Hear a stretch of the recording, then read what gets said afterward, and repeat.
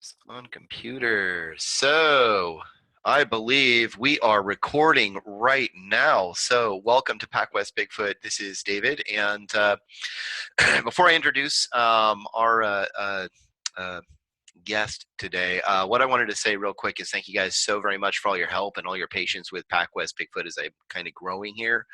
I have moved the blog and everything over to the PacWest Facebook page. You go there, you can click on where it says notes right underneath my old ugly image there of my old butt face. And guess what? You click on notes, you're going to find all the content there, all the blog posts and everything else. So we'll be over there. PacWest Bigfoot for now will just be a place where you guys can go. You can go if you haven't already. You can sign up for the free monthly giveaway where I give away something cool. And by the way, Derek and your wife, I just started feeling better. I had a really bad cold for a few days, plus the sites were down. I was trying to work on that, so I didn't get this in the mail yet. But you guys, Derek and his wife, you guys got it. I'm going to send this out here in the next 24 hours. So there you are. Any other news? Not really. Other than that, it was a hectic weekend. I was sick. My wife is sick. If you hear anything in the background, we homeschool. I work at home. So there we are.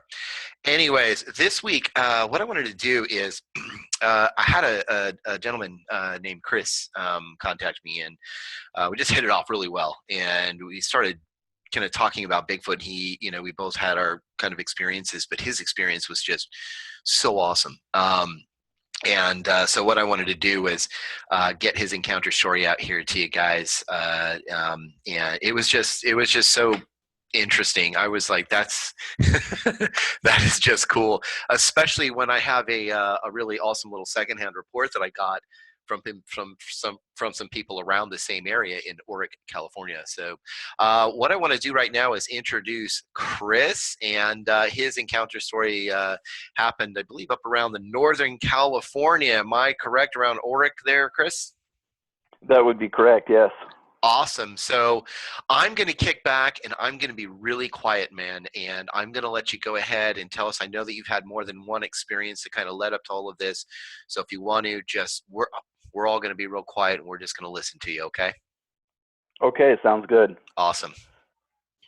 Yeah. So what prompted me to actually contact you, I'm really not, I'm kind of a novice when it comes to the subject and kind of, the press, side of the things and everything that's out there with TV shows and everything else like that. I wouldn't call myself a fan or anything such, but I did have an experience, and what actually prompted me to contact you was I was alerted to the recent story of the incidents up and around Orick. Mm-hmm. So trying to Google the story, one night reading, I found and saw that there had been a lot of instances of sightings and activity in Orick over the years. Mm-hmm. So yeah, I wanted to contact you and just kind of relate my experience in the area. So kind of beginning back in the late 70s, I was originally from the LA area. Well, my mother and my father had gotten a divorce when I was young, and my mother kind of just wanted to get out of the LA area and ended up moving up to Northern California, and we moved up to a small town up there called McKinleyville initially. Mm-hmm. During the course of us living there, my mother started to date a fellow, and subsequently they ended up getting married, and he was a Humboldt County Sheriff's deputy. So initially, after the marriage, we ended up living in Eureka, where he was doing his duty with the Sheriff's Department there. And then a little bit later on, I would say around 82, he was assigned as the Sheriff's deputy up in the York area, up in the northern part of Humboldt County. Mm-hmm. So we moved up to Orick and set up residence there and just kind of living normal lives and, out in the country. It was kind of all new. And so the first initial thing that I look back in hindsight after I'll get to, what culminates in the story is that we used to have to go and do all our shopping for anything substantial in Eureka. So it's about a 40-mile trek south. And so one afternoon we set off to Eureka and did some grocery shopping and whatnot, and then come back up to Orick and out to our residence there, which is pretty rural and just along the coastline on the north side of the river there in Orick. When we returned home, it had already gotten dark, and we come to the residence, and we're coming into the residence and moving groceries into the house, and we had a chicken coop that was at the rear south side of the house. Mm-hmm.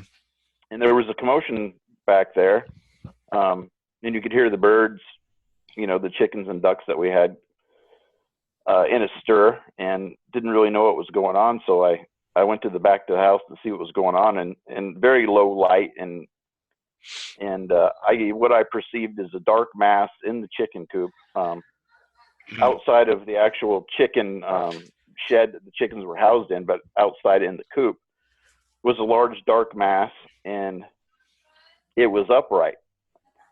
So at this time, on like two legs. Young, yes, it was.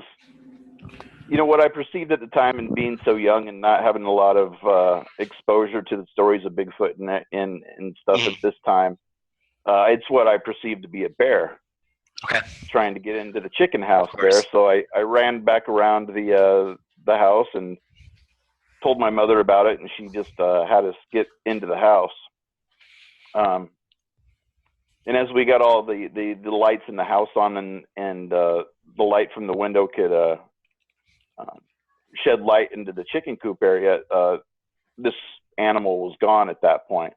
So at that time, like I say, I just perceived it to be a bear trying to get into the chicken coop, and didn't really think anything of it past then. So so as days and weeks go on and whatnot, our landlord that was on the property, he was an older gentleman at this point, him and his wife lived there, and we were the only two parties on this property that probably encompassed a couple of 100 acres there. There's a lot of open fields and farm type activity going on there. So so as a young kid, I would stray over to his house and talk to him while I'd be working on a tractor or whatnot. And one day, as he had a little shop there next to his house, I would just kind of go in and see what he may be working on. And being an inquisitive young kid, I mentioned that there was a bear in the chicken coop, and during the course of this conversation, he didn't really expound or try to indicate what that creature may have been, but he did at that time actually show me some castings of footprints. Do you mind if I ask you something? I mean, so he'd been there for like years or decades living around there? Yeah, I would assume decades. I believe he was the property owner at that time. Like I say, he was probably, easily late 60s into his 70s at this point. And he collected these tracks himself, just around the around the property, or just around Orick in general? From the property. Okay. And from what I remember, he said that he had taken these footprints from a small creek that actually ran down behind the property, not far from the actual chicken coop that I had seen this creature in. So go ahead. So, me being so young and everything, I didn't put two and two together, as he didn't, indicate that that's what he suspected it was, or, expound on anything or tell me about Bigfoot in general. So at this point, I was pretty unknowledgeable about the whole deal, and there was just kind of neat stuff to look at as a kid, and didn't really put two and two together. So later on, as we're living at this residence, and it would basically be between the years of 82 and 85. So I was, between 7 and 10 during this time. So yeah, during the course of our residence there, and the course of my mother's marriage to this fella, the marriage was kind of rocky, and subsequently ended in a divorce later on. But there was an incident where there had been an argument, and my mother had been upset, and there was a small trail that led behind the house, and it would probably go, boy, I would say maybe a quarter mile to the beach, and it would end up on a bluff over the beach. And it was a nice place for us to go for walks and get out to the beach. And so she was upset one evening after this argument, and she decided to take me with her for a walk out to the beach to kind of settle down, and get some fresh air. And so we walk along this trail, and this is the west side of the residence. And it's probably later in the evening. We might have about 45 minutes of sun left before the sunset, and it would have been sometime in the summer because the weather was good. So we proceed to walk down this trail and take this walk, and we have walked this trail many times, and no incidents or anything of the such. But there was a small depression or ravine that would run along the south side of this trail, and it would be to our left as we're moving west towards the beach. So we end up at the end of this trail where there would be a switchback kind of along the ledge leaning down to the beach, a really steep ledge there. So we actually didn't descend to the beach this day. We just kind of stayed above in this little area where we could watch the sunset. And so we may have been there maybe 10, 15 minutes, and we turned around to head back the trail. And as I turned around, half obscured by brush, and I would say maybe 35, 40 yards from me, I got about a 3-second glimpse of what I perceived to be the back right side of this animal's head and its right shoulder and the arm extending down. So at this point, it was, I could remember it vividly. It was a sense of kind of fear and shock, not knowing what you're looking at, but you're seeing something. So I turned to my right and to my rear to address my mother and see if she's seen what I'm seeing. And as I look back, she seems in shock and not knowing what she had seen. And I asked her, I said, "Did you see that?" And she says, "Yes." So at this point, we're both kind of just looking at one at that point in time, right? Yeah, this is correct. And so at this point, we kind of take a beeline because what I had seen was on the trail that we had just been on. Mm-hmm. So it's back towards the residence that I'm seeing this creature. So we actually beeline and circumvent the trail and end up going through some brush and up and over, which leads to a high field that we could go down and end up back at the residence. So we get back to the residence, and we're all kind of, my mother and I are kind of astonished and not what's going on and fearful. And we get back to the house and kind of relate the story. And then when we're both talking about it, that's when I come to realize that she had seen a separate animal at the same time. She had not seen the one that I had seen.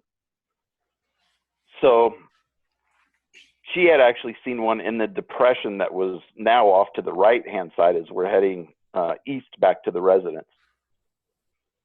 So there's two creatures there, and both of us talking. The thing that's really peculiar about the sighting is that most Bigfoot sightings that you see reported and whatnot, the creatures are dark brown in most cases, but these were actually a white color or a light tan blondish color. I think we were talking about that one day, kind of like a creamy white with like a goldish brown kind of tinge to it. Yes, it would be like the best. Dirty yellow polar bear. Exactly, like a if you've seen a polar bear at the zoo that's kind of been rolling around and they're kind of dingy yellowish. Yeah. That's what it appeared to be like to me. Okay. They were definitely a light color, which was very odd, but you could definitely make out the Now back of the you head, saw the shoulder, and the yours, arm. and did she see it at the same time, or did she see it when she was just looking somewhere else and saw one? No, we were both heading back, so that would be east towards the residence, but she was looking down in this little gulch or ravine, depression, what you could call it, and saw the one that she had seen, but she had not seen the one on the trail, which I had seen. But yes, it was both at the exact same time. Wow. And like I say, it's just west of this little creek that these castings that the landlord had taken. Mm. Okay. Um, so yeah, I mean, if over the years, I've tried to relate this story to people, and they're obviously skeptical, um, and I Who would is be too. But who this is?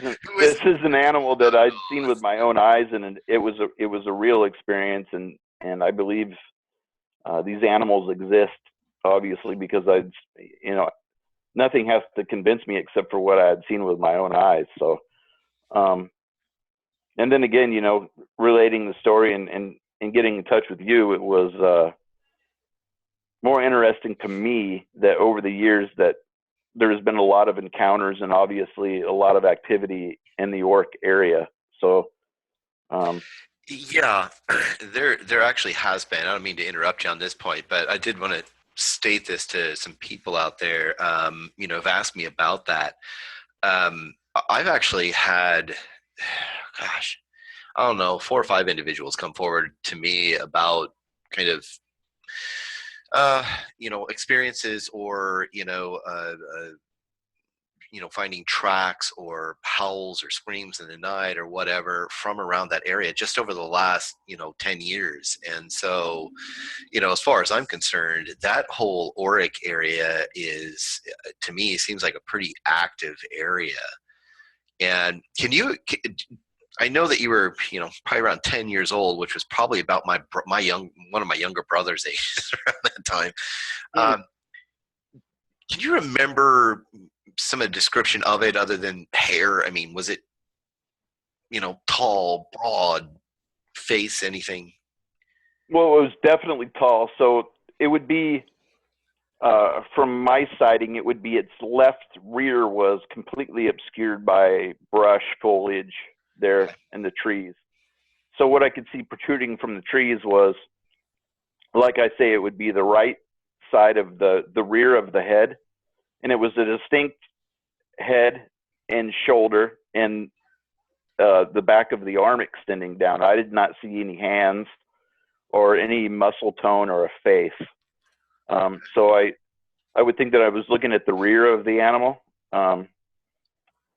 And I can only speculate. Maybe they were watching us at the time, and maybe when we turned to come back down the trail, it also turned to retreat back to where it had been from, or it was, Did they move, or they were as we, standing completely still?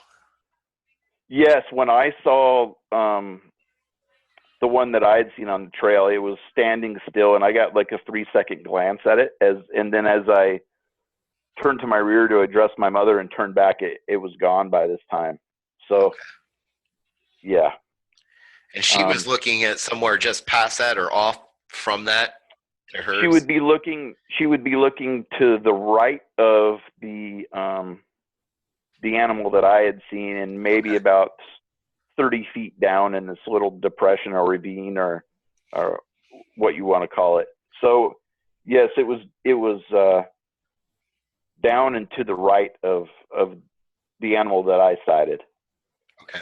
So it was definitely a pair. And like I said before, if these animals wanted to do us harm or anything at that point, they would have had us easily. So, I don't really want to speculate on what they may be. I just know that it's an animal that I'd never seen anywhere or encountered anywhere. Yeah. Did your mom ever say if she got a good, look at the face or anything like that on the one she spotted? Well, the one that she says was standing up, so it was upright, and she said it was facing her, and she could perceive a face, but it was very, how do you say, really not detailed as it was, the face was shrouded in hair, but she could perceive Okay. protrusion of a nose and the eyes and So kind of whatnot. that pattyish feel, except for a little bit more lengthy hair, maybe. And like I say, yes, the one that I saw looked like lengthy hair or thick hair because I could not perceive any muscle tone Okay. or great detail, but definitely the large head, and the kind of the stumpy head, not a neck. There's not like a neck separating the head from the shoulders. It just kind of looked like the roundness of the back of the head into the shoulder, and then the arm extending down, and then the Not left quite a side of the body. football or cone shape, more rounded, or kind of in between. Yes, it was more rounded. Okay. Yeah, just the shoulders straight into the head and then up and around, and not a cone shape. It was definitely Okay. more rounded. Yeah. Oh, interesting. And yeah, and then the thing that's also interesting too that I've also seen on different reports or stories, a lot of those stories will relate the stench or that smell that these animals put off, and we had none of that. Both of us didn't experience any scent or anything coming from these animals. And like I say, I was 35, 40 yards away. But that's another story that doesn't kind of jive with my experience. I didn't get any sense of smell or anything from what I had seen. The experience I had, I didn't really get to see it, but I mean, it was right there behind the tent. And even when I came out of the tent, I didn't smell anything. It wasn't really a smell that I remember. I don't, not really. So Interesting. yeah, I didn't have that either. Wow. So, what did your mom do after that? I mean, my mom, I know when we found the track, she looked at me, she looked at the track, she looked at the woods. She did that like 3 times, screamed, and took off with me behind. So, well, yeah, I mean, we had both, obviously seen something at the same time, and that's what forced us to kind of take a beeline away from taking that trail. Yeah. And then up and over this little bluff onto a high field and back down to the residence. But the thing I do remember is when we got home, because I didn't know what to think at the time. I wasn't immediately thinking, I just saw Bigfoot. I know I had seen an animal that I'd never seen before, and just the kind of the fear of the unknown at that point. But the one comment that my mother did make is she said, "I think I just saw Bigfoot." Mm-hmm. And then that's when I talked to her about what I'd seen, and she was talking to me about what she had seen, and they were two separate animals at that point. Because geographically, mine was up on the trail, and hers was down, 30 feet down in this little ravine. But they were kind of similar in color, similar in. Correct. Yeah, and I would perceive, this thing, at 30, 40 yards away, with the height of the trees and everything there on the trail, this thing would easily have to be 7.5 feet tall. It was definitely very, Are there twice. like berries and stuff along that way? Is there something there? Maybe I could never recall like and stuff. Maybe they were heading up from the beach. I'm not. I wouldn't really be able to speculate on that. I know in that area there was plenty of blackberries and salmon berries and whatnot. But yeah, and then there's the whole bounty of whatever the coast has to offer there too as a food source. But yeah, it's just a lot of wild brush there and stuff, and other than berries and the animals that kind of are around the area, along with any animals that may be on the farm and whatnot, as a food source. But yeah, and it's like when we had the incident at the hen house there was no damage to the birds or the structure there, which was interesting also. I don't know if we may have interrupted them at that point. I wouldn't be able to speculate, but like I say that, over the years of living there, those were the instances that we had, and there was never any other instances of like our garbage being disturbed or yourself, or any howling or screams in the night or anything else like that. No, we never heard any howling, or I'd never actually seen any tracks that were in the ground and fresh, as aside from what the older gentleman had showed me with the castings that he had made. But yeah, so over the years of living there, those were the two instances that we had that stuck out in my mind. That Wow. definitely That would definitely stick out in my mind, man. That's pretty awesome. I didn't. yeah. I never got a visual the night of mine, but the incidents on my own incidents, man, had happened basically within about 3 or 4 miles of each other, 2-3 miles, something like that. But over a period of 20 years difference. Oh wow. Which was interesting. And the night that I didn't have a visual, but you knew it was bipedal, and it was whatever it was huge.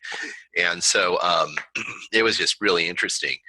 I'm not an expert either. Like I said here, man, I do the encounter stories and stuff like that. I'm not really here to, debunk people's stories or anything. I leave that to the BFROs of the world and everything else. Sure.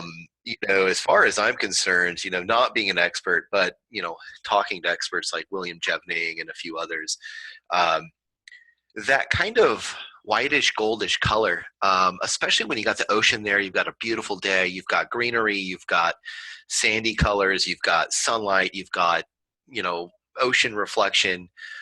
Something that's maybe more gold color could reflect kind of a creamy white in a way.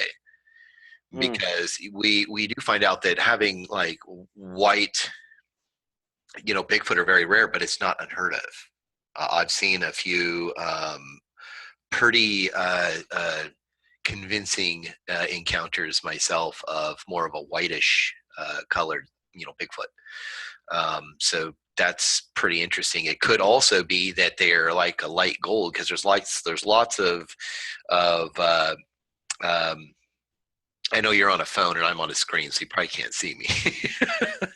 But there's probably there's lots of encounters out here of like a really light goldish, reddish brown, and blacks.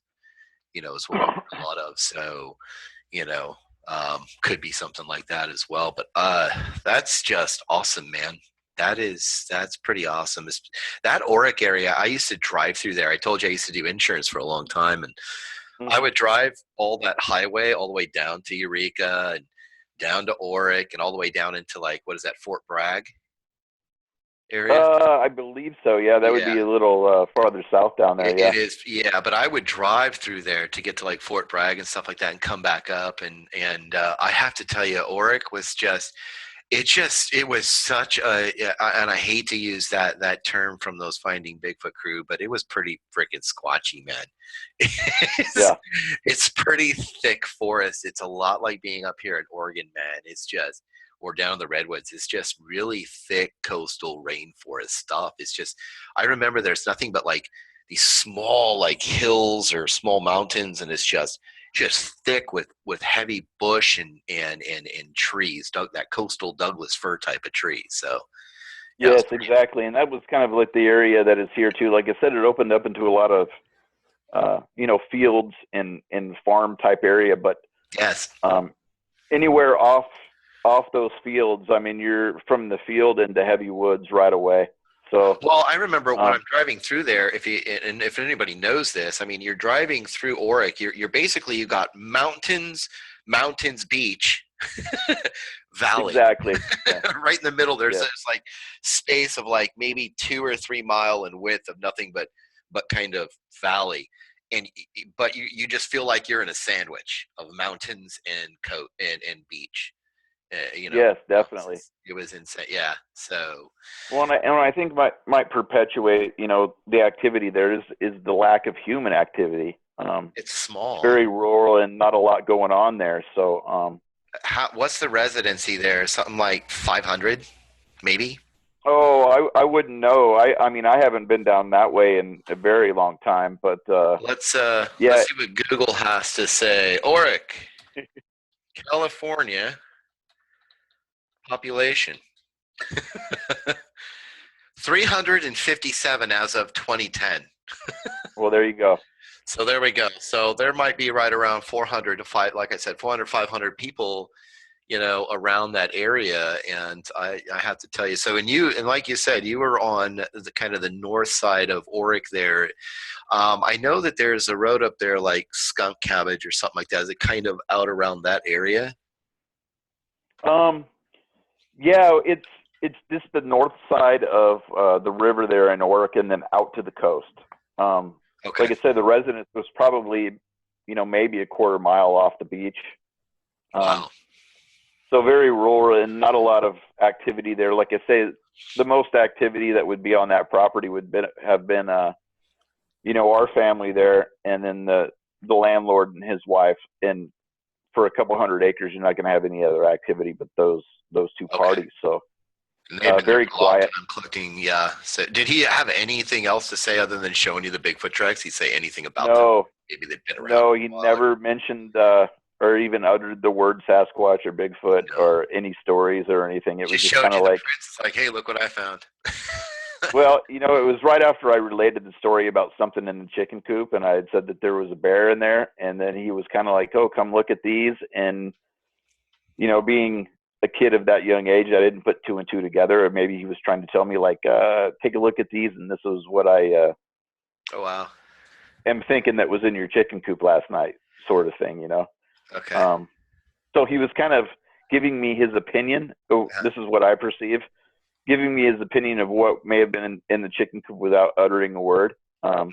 So, but like I say, Wow. at that point, I hadn't much exposure even to what Bigfoot may be or stories or anything that young as a kid. So I didn't Nice. really put those two Are you incidents doing any sort together. of like research on the side yourself? You just kind of poke around here and there today? No, negative, not at all.